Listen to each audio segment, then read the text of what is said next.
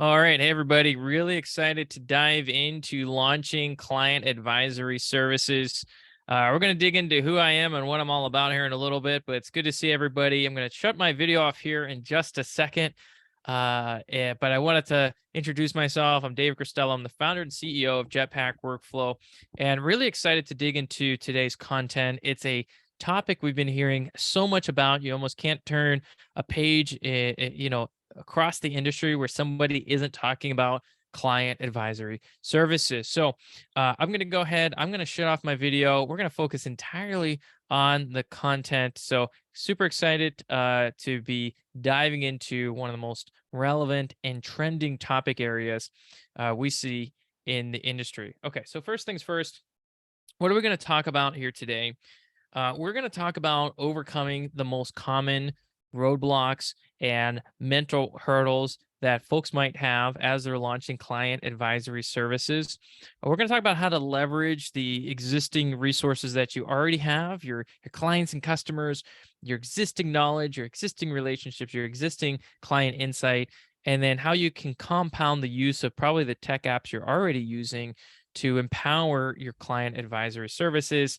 Then we're going to talk about launching this client advisory service pilot program. So how do you take this knowledge and bring this to your clients? And we're going to talk about next steps. Now, really excited to get in the content, but let me tell you, we've been hearing about cast this and cast that.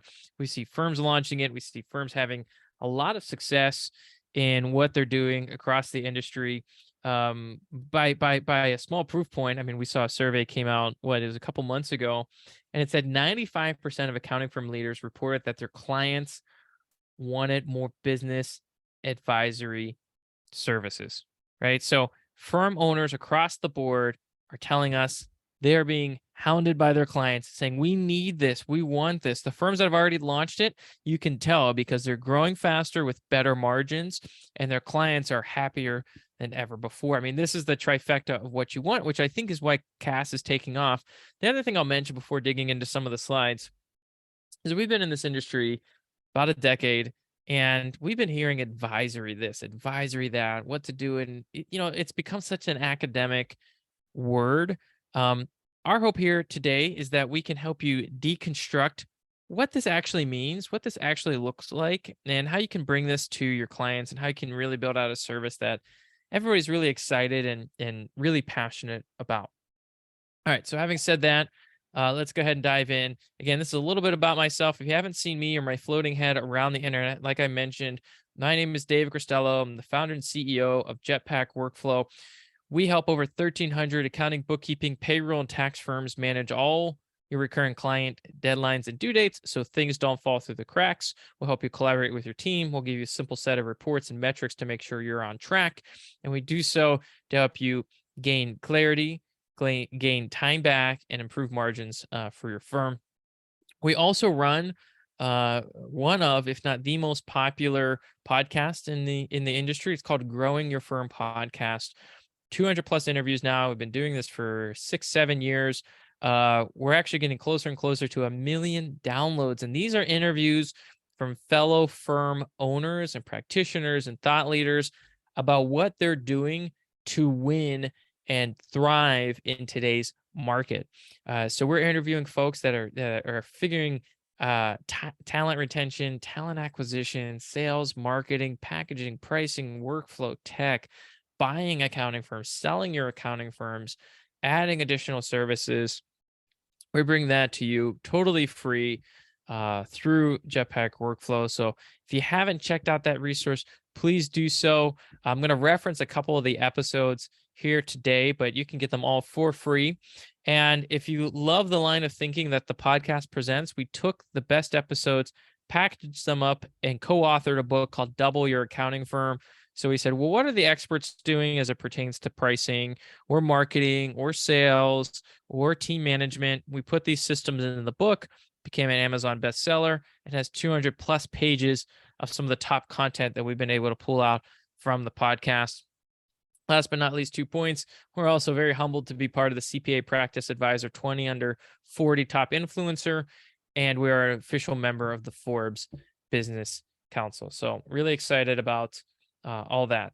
So having said that, let's go ahead and dive into today's content. So the first thing as we're digging into client advisory services is a lot of what we call kind of the mental roadblocks that go on. We're going to be talking today, and a lot of things we're going to talk about, it's not any harder. In fact, it's not simpler than the things you've already learned in your career, whether it's from a practitioner perspective of how to manage and run the books to building out models, and certainly simpler than kind of building and launching your own firm.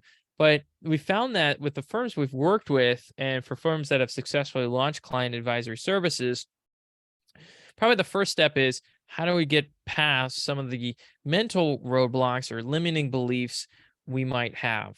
I'll kind of weave in some stats we can talk about here in a little bit, but I really want to just stay with the psychology of launching new services, because this is, I think, one of the early roadblocks. And kind of say two things. One is, we will come across firms and they say, well, we only do, which I don't like that phrase, we only do accounting for our clients. I mean, how much more are they willing to pay? And then the other one is, I'm really not sure our clients will pay for advice, or I'm not sure our clients will pay for anything additional what I'm already charging them.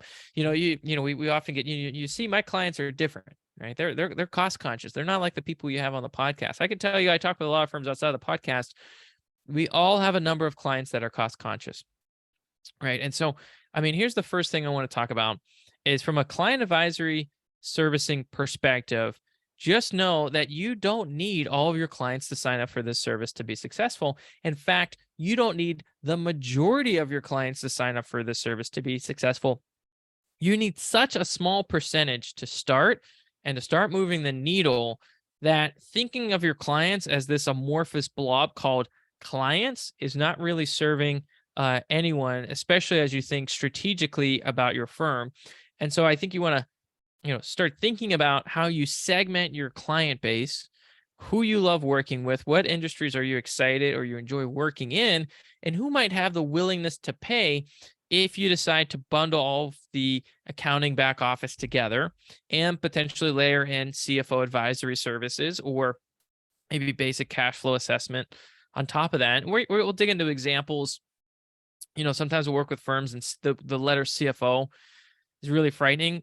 You don't have to go deep into CFO. You can add things that are still value driven for the client. You don't have to position yourself as CFO, but you can still add value on top and you can charge for it. So we'll talk about that. But I do want to talk about, why is this becoming such a hot topic in the space? Why has this become kind of interesting for firms? Here's something that we pulled from Accounting Today, and I thought this was really, really fascinating. So Amy Bridges, she's a professional development manager for CPA.com. They ran this study for folks that had launched cash practices, and over a 3-year period, the mean gross profit margin for cash for people that offer the services went from 34% where they started to 47%. She contrasted this with profits generated by more traditional CPA firm services, which grew from 28 to 34 in that same time period. So you're literally looking at kind of best in class or better in class, I'll call it, margins for CPA firms. Excuse me. And that's where CAS starts. And then it can get all the way up to 47%. If anybody's willing to share, drop in a chat. Let me know where your margins are right now. All right. But all that to say is the clients want this predictability. They want things bundled together. It's clear in the margins. Sometimes you say, oh, of course clients will pay more for it. Well, guess what? It's in the margins and the study that this is obtainable for every firm out there. And again, I think the big reminder here is you don't need everybody to use this. The other thing item is, well, do we need to add everything in for CAS? So you could do financial statement preparation, cash flow management, transaction processing, of course, virtual CFO servicing, controllership, business advisory. You want to do most of these things. Do you need to do all these things day one? No. And we're going to talk about how to deconstruct that. But again, let's get through the hurdles. You can get through this process. You can learn how to bundle and add value on top of this. You don't need all of your clients to be excited about this. In fact, I think it would kind of be a red flag in some ways. And we've never seen firms that uniformly have all my clients are signing up for this. No, no, no. Think if after you've been in business for a while, you really start to see a good, better, best model emerge in your client base. And this is your time, if you haven't niched down already, to start niching down. Okay, and really think about it. And so here, just two quick examples before we move on. I remember talking with a firm owner based in the Midwest. Thought this guy was going to be the mayor. I still think he's going to be the mayor of his hometown. I mean, he was so jazzed up about the revitalization and the growing community of business owners that were trying to do right by the community. And you could tell he had a real heart, he had a real passion. He loved serving businesses that were in that area.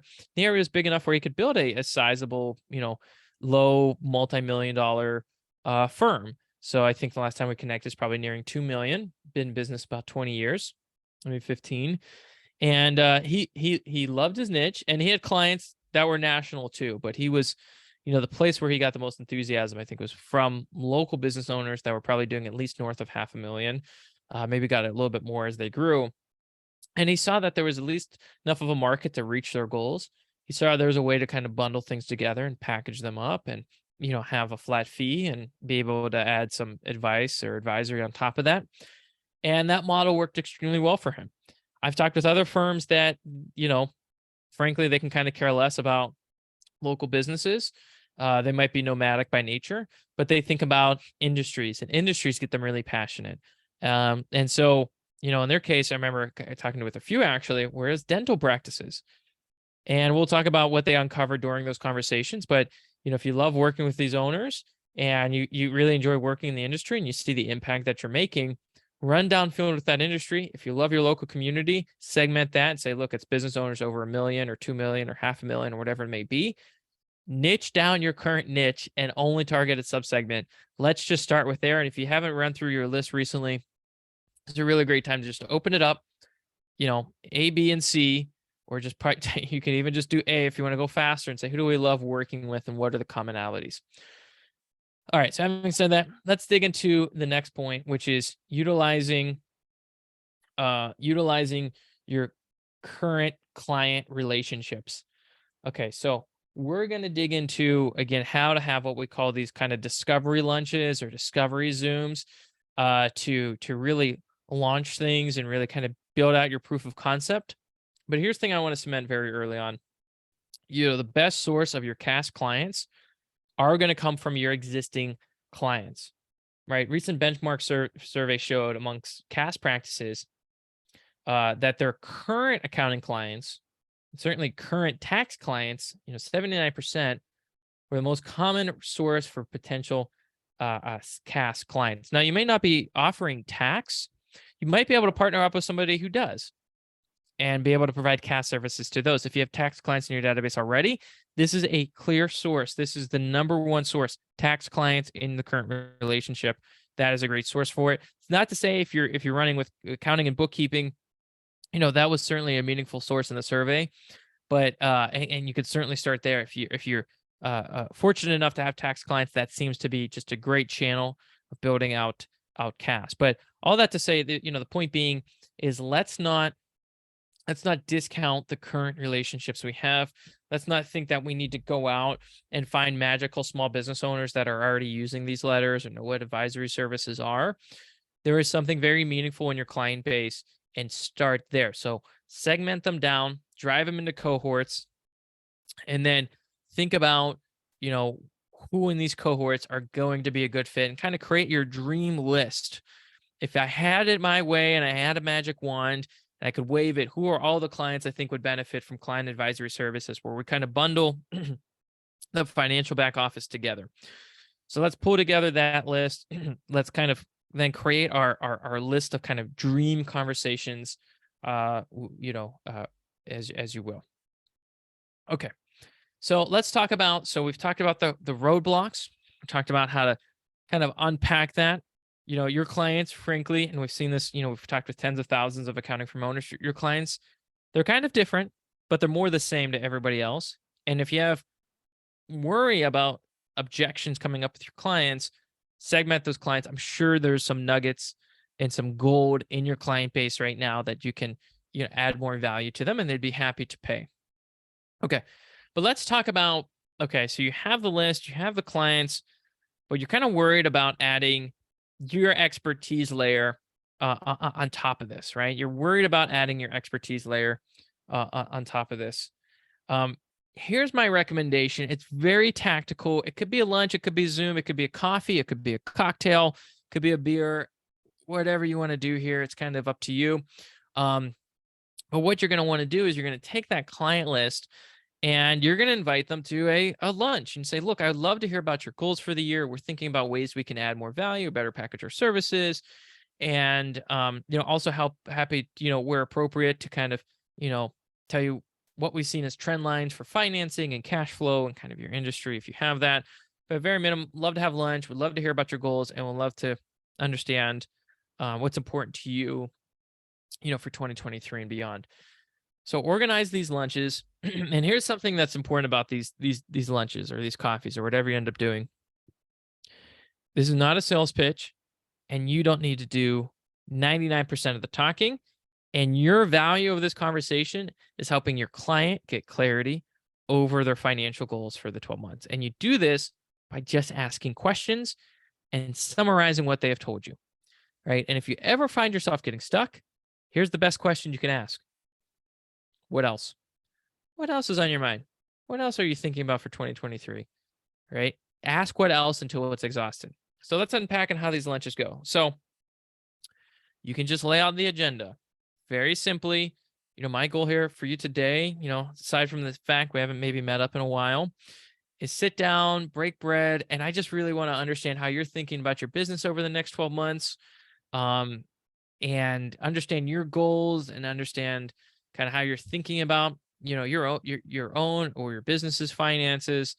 And, I'm not really going to have anything for you here today, but what I will be doing is kind of taking these notes, summarizing them, and seeing if there is an opportunity where we can become an even better partner for you and your business.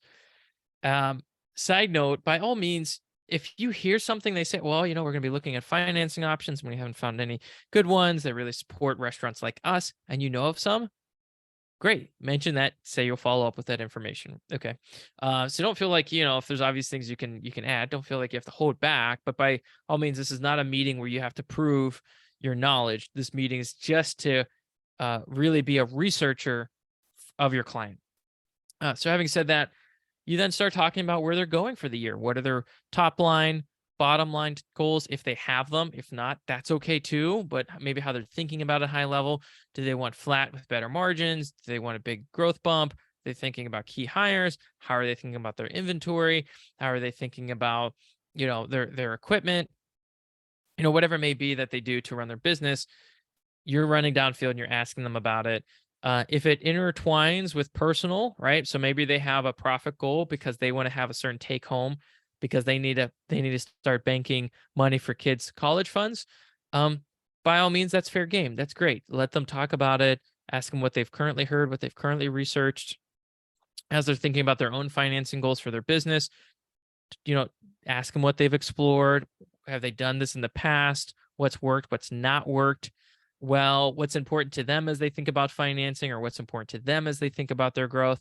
Keep putting the conversation back on them and take diligent notes. Here's the other thing too.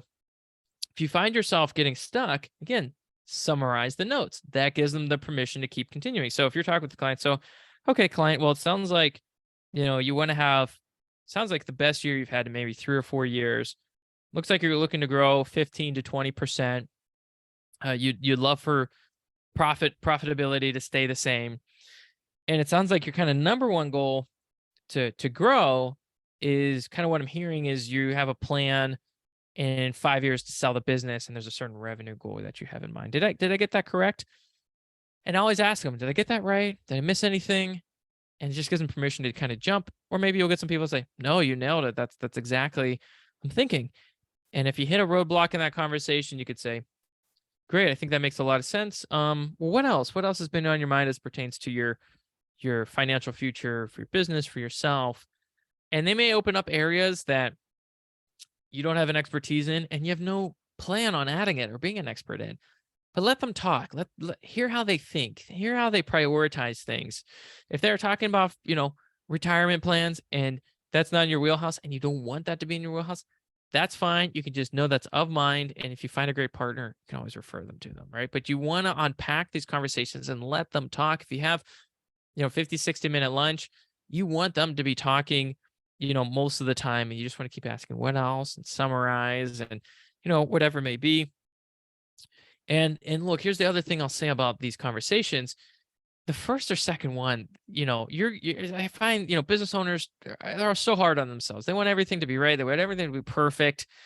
And these first or second calls, they're probably not going to be perfect. All right. But have them, if you have clients that you feel a little bit more comfortable with, have them with those clients. And then look at the notes post meeting and say, what went well, what didn't go well. And it's just like, professional athletes looking at game tape. Pros that have been in the business 20, 30, 40 years, what are they doing? They're looking at game tape and they have coaches, right? So don't expect you're going to be great at this. Just make sure you're asking good questions. You're taking good notes. This is going to set the foundation of what you might be able to do. And I'll talk about some examples here in a couple of slides just to get the ideas going. Now, if I mention an example and it's not landing for you, maybe some of the other ones will.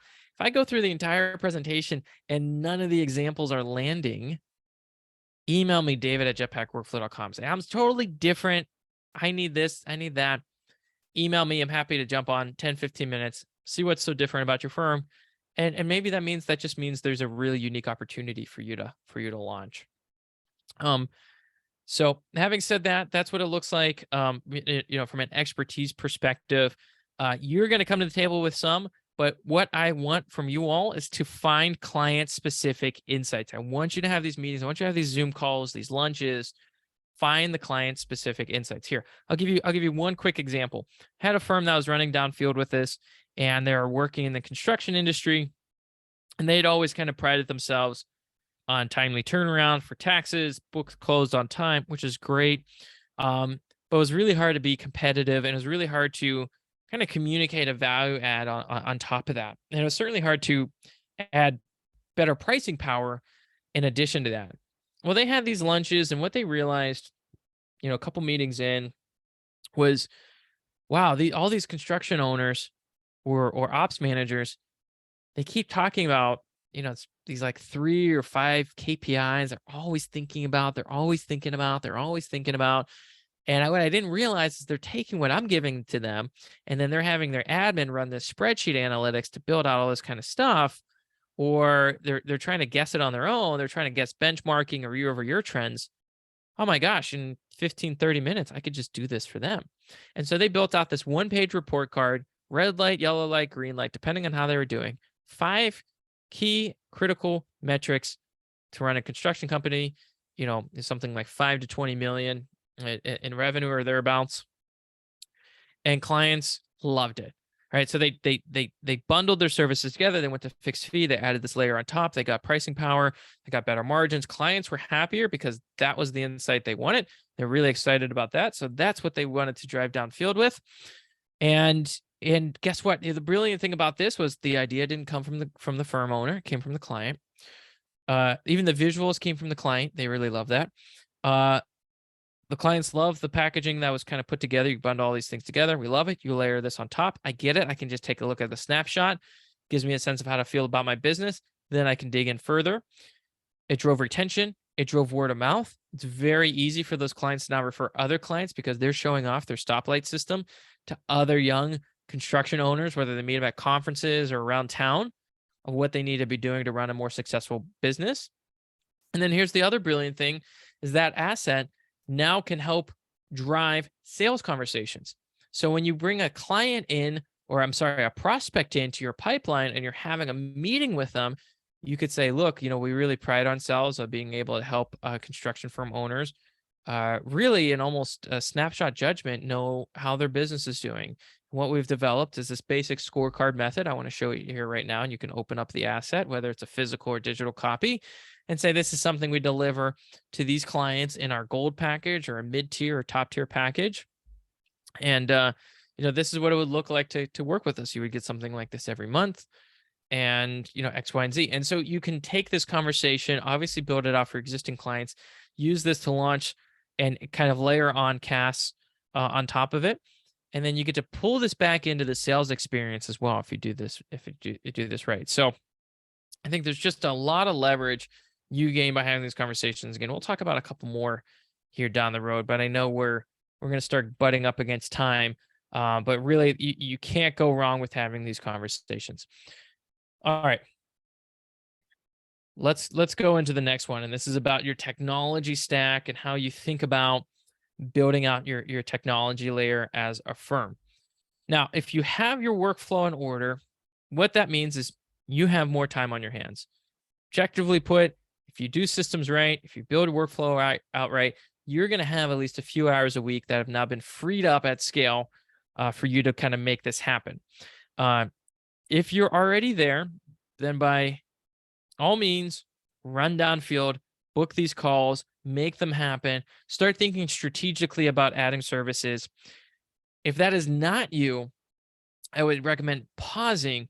Don't add more kind of to the kitchen sink, if you will. Don't add more dishes to the kitchen sink. Don't launch new. Sometimes I talk with firm owners, they're so excited about launching and being very entrepreneurial in their packaging and their pricing and their new services that they start running downfield and the firm's already at capacity. But they're so excited because they love launching things and they try to layer it on top, and then everyone's screaming uncle. Talent falls off a cliff. Retention starts to drop for your team. It only makes things worse. Please, please, please get your workflow in order, right? Get your workflow in order, and make sure that your systems are used by all, and you know what's going on from a systems perspective. We're obviously big fans of cloud-based tools. Obviously, that's what we do at Jetpack Workflow. We help you manage all the deadlines and due dates, maintain service quality. If you're like, I love my spreadsheet, it's working just fine. If you want 32 free spreadsheet templates, just email us, support@jetpackworkflow.com. We can send those over, but you will eventually hit a scale where spreadsheets will not cut it. You need that collaboration, visibility, and instant reporting to make sure you know what's going on. But if you're telling me you can stabilize with spreadsheets, at least grab our templates to kind of level up maybe some of the best practices. Or if you are experiencing hair on fire, let's fix workflow, then move forward with other considerations, right? And then here's the other thing from a tech perspective. So I'm talking about internal tools right now. The other thing I want to talk about is from your client's exposure to software. So I'd say from that perspective, rally around a single point of software or set of tools that your client gets comfortable using. So here's a heavily debated, very simple example. Should you support QuickBooks and Xero and Sage and whatever else the client uses? Or should you say, this is the accounting platform we use, this is what we're experts on, everybody has to adopt it, right? The only caveat there is sometimes we'll work with firms who are like, well, for our batch for small customers, we have to use this. We're a QuickBooks firm or a Xero firm. Sometimes they have so much diversity in their client base, they have really big enterprise clients. And if those tools can't cut it, maybe they have an enterprise option, but they have one SMB, one for enterprise. If you're hanging out with small to medium-sized businesses, you cannot be offering at scale, doing whatever the client wants, right? I think there has to be a point. If they're coming to you and they're using payroll A, but you're great at payroll B, okay, not day one. You don't have to move them day one, but like set the expectation. Okay, we're going to work together for a couple quarters, and then we're going to transition into our payroll suite, right? And that's worst case scenario. I've seen a lot of firms do it where they just switch it as part of onboarding, right? You're using Xero, we're going to flip you to QuickBooks. You're using QuickBooks, we're flipping you to Xero. Happy to do a guided, 30-minute tutorial on how to navigate this new tool, or send support documentation, or do training for you and your admin ops person, whatever it may be. But I could tell you, we've talked with tons of firm owners, just as many business owners, a large majority of business owners, they just want the information. They want it to be clear. They want it to be quick. They want it to be simple. If they're voicing strong opinions about QuickBooks or Xero, it's probably because they had a less than ideal experience with a service provider. And it's not so much the software, it's the experience of whoever was managing or helping them manage the software. So come to the seat as an expert on your tools and get clients to adopt your technology stack. This is especially important in CAS, where you're pulling together different services in kind of a unified structure. And so you want to have a low barrier of becoming a domain expertise in the tools of your choice. And this will certainly help with redundancy and hiring. If you just have to become great at one accounting platform versus three, speed to onboarding increases and your redundancy increases. If somebody needs to be out sick for an extended period of time, somebody puts in their 2 weeks to have that redundancy in place. Okay. Now let's talk about how to start, how to launch this service, what it looks like. So introduce CAS with a handful of your best or longest clients. Again, we love ones that fit the niche that you're really passionate about. Don't worry. Long term, we don't want to discount things, but don't worry about being upfront and discounting. Say, look, we're launching this package. We think you're going to be a fantastic fit because you're looking to solve A, B, and C. We're going to offer you 25% off. It won't be that price in a year from now, but because it's early in our journey, because we really want to work with you and we see the potential, we'll give you this discount. I think you can also, and on top, look, if we're 3 months in and you're not enjoying the service or quality we're providing, we'll refund your 3 months. We'll drop you down. Now, some firm owners may say, oh my gosh, we might be out of money. View it as an R&D expense, right? If you view it as you get this thing right, it rocket fuels your firm. You get it wrong, at least you get to retain the client and they drop back down. And you might have to, unfortunately take a loss on, $1,000, $2,000, but it's probably a little bit less from a person perspective as you're paying it out. But this is the start of building a competitive edge. And I'll tell you what, after you lose that amount, it could be hundreds of dollars, maybe it's low $1,000, which look, we don't want to lose anything. But I'll tell you what, that $1,000 lesson will be worth it. Whatever you've learned about them downgrading will be worth it because it would use it to improve your packages, right? So we don't see that happen a lot, by the way, but I always like to include it just to de-risk the client saying no. We want clients to come in. We've identified them as our best ones. And look, here's a reminder. These should be your best clients. You should understand their pain point, and you should be coming to them saying, look, you're going to have financing challenges. You have challenges with margins. I really believe we can help solve it. I believe this is the right package for you based on where you're at. This is what we're going to charge when we come to market. We're going to give you 25% off, and we'll refund your money after the first 90 days if you're not happy with the service, right? Make it low risk for them. But then also remember that the conviction you should have if you did these conversations well of what you can do to improve their operations, right? And these clients, again, they're getting a discount because this is an early program. You can call it pilot, you could call it alpha, you can call it the concierge launch, you can call it whatever you want, but just say we're looking for a group of about 3 to 5 businesses to be in this initial cohort. And and I would say for you as a goal for CAS, is to try to get 3 to 5 clients in the door within 3 to 6 months of launching it. If you're 3 months in and it's 0, you might want to think about doing more lunches and thinking about, what's the pain and how do we solve that relationship. But we've seen that if you do those conversations well, if you have that foundation, you don't need to be an expert salesperson because you're an expert at the pain. And that's what people are solving. Okay. They're solving a slick pitch. They're solving you understanding them in a way that nobody else does. And then connecting your service of saying how you're going to solve that. It looks like you're going to have financing needs. There's 4 options. We could do it based off X, Y, and Z. Something like that would be a part of our service package, right? So make sure you're connecting the pain with the solution. Try to de-risk it as much as possible.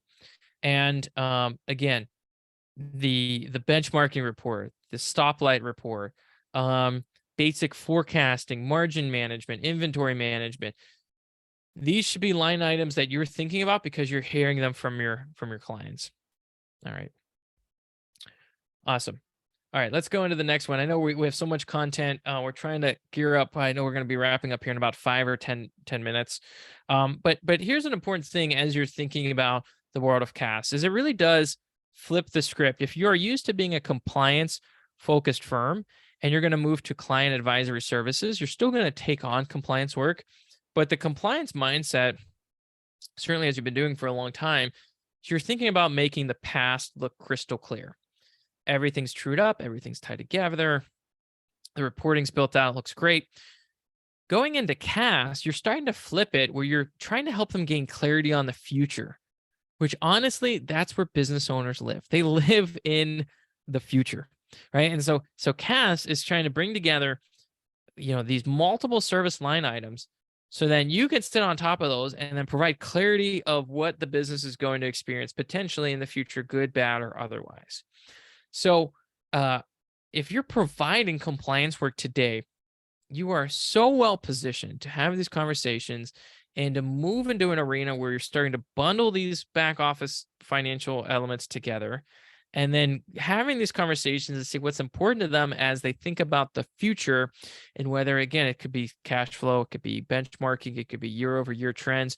You don't have to be overly complicated with it. You just have to solve the pain point and tell folks the pain you're solving. Right. So we're going to be thinking about the future, right? Couple final points here as you're and reminders as you go out in the world of client advisory services. Continue to adjust as you've learned new changes, new questions from this cohort. Right. So don't be afraid. And there's almost an expectation with this cohort is like, we're going to refine it. If you're not getting the clarity you need, we're going to sharpen it. We're going to continue to sharpen the lens until you're absolutely ecstatic about this service. Right. Just keep sharpening and taking feedback in from your clients and what they're saying and what they're feeling and what you're hearing back from the market. The other thing is don't forget the value you're bringing to the table. So you have compliance. Compliance sometimes pushes us into the mindset of being we're based on price, we're based on being good people, and we provide a fair price. But remember, you have these conversations, you know the pain, you know how to solve it. If you had a product that solved back pain, would you be timid about telling people? Absolutely not. If you had a product that you thought had a reasonable shot at fixing somebody's back pain, maybe not everybody's, would you sell it? Yeah, of course you would. You want to solve the pain. Okay, we're not dealing with back pain, but we're dealing with a lot of emotional pain and emotional anxiety. And you do these conversations well. I believe you have a responsibility to go back to your clients and tell them about this solution you have, just like you would if you had something to help with lower back pain or anything else that a doctor might be jumping off the mountaintops, yelling about, being ecstatic about. If you know the pain, understand your value, and connect with how to solve it, and keep the mindset of we're going to continue to sharpen our communication and our process, and it's an ongoing journey. But look, we're going to be here every step of the way with you. All right. Last but not least, the final thing I'll mention is if you've experienced any sort of challenge in growth, right? CAS really is the thing that is taking off in the market. And I say this as an objective software vendor. Like, we don't have a tool where you can just magically offer CAS. We'll help you build systems and standards to make sure it's delivered every time. But you can do that for CAS. You can do that for every service, and you should do that for every service in your firm. But we're trying to show you the opportunity, the most tangible opportunity we see in the market. And, here's one of the stats that really got us kind of our eyes open for it, which is in general, the core service in the accounting profession, your tax and audit, those are growing in single digits year over year. But CAS, year in, year out for the last couple of years, is growing double digits as trend lines for people offering it and people wanting it as a service. So if your competitors aren't offering it today, they will be. All right. So this is coming, maybe not from in AI. Don't worry about AI. Don't worry about machine learning. Don't worry about the big four or whatever the number is going to be in a couple of years, the big 2 or the big 10, you'll see what happens. But I will say the shop down the street that's similar size to you, if this is not on the radar, it will be. And why not have it on your radar before them earlier on? Get this in front of your clients so you can retain those clients early on. Okay. So we went through a lot. I just want to, part with some thank yous and some gifts for everyone. So if this is the year where you really need to get your foundation together, you want to run downfield with CAS, but you can't until you get your workflow in order. So you have the time to make it happen. Go to jetpackworkflow.com. There's a big button that says book a demo. So jetpackworkflow.com, book a demo. We'll send you a physical copy of our book. If you attend the demo and the software just is not a good fit or it's not the right time, we're still going to send you a physical copy of our book just saying thank you for spending some time with us and for learning a little bit more about who we are and what we're up to, and for allowing us to learn a little bit more about your firm. So jetpackworkflow.com, go click the demo button and then drop us a note. You can shoot an email, hello@jetpackworkflow.com, or open up our support chat on the website. You'll see it pop up. Just let us know that you booked a demo. We'll send a physical copy your way. Just make sure you drop us the best address. If you're a Jetpack Workflow customer listening and you hadn't gotten a physical copy of the book and you need one, shoot us a note, support@jetpackworkflow.com, support@jetpackworkflow.com, or open up the bubble when you're in the app. Let us know you just jump off the webinar. We'll send you a physical copy of the book. And then last but not least, we have a very ambitious roadmap ahead of us. And whether you're a current customer, or even if you're not a current customer and you're passionate about capacity planning, right? We already have some capacity tools for folks using Jetpack Workflow. We're doing another round of research. We're really digging in and learning more about this wonderful world of kind of managing team schedules and capacity and all the logistics that go into that. We have a token of appreciation in the form of a payment we'll send your way if you get selected to be on one of these calls. So if you're interested in that, go ahead and shoot a note to hello@jetpackworkflow.com. Say I'm interested in being part of the feedback council and interested in capacity planning. So I appreciate everybody jumping on today. Really excited to be hearing from you. And if there's anything we can do, do not hesitate to reach out to us. hello@jetpackworkflow.com. Always go to our website, jetpackworkflow.com. You'll find a bunch of our resources there. You'll find a link to the free trial. You can book a demo, and we have a bunch of resources throughout the website. So thanks so much for attending, and take care.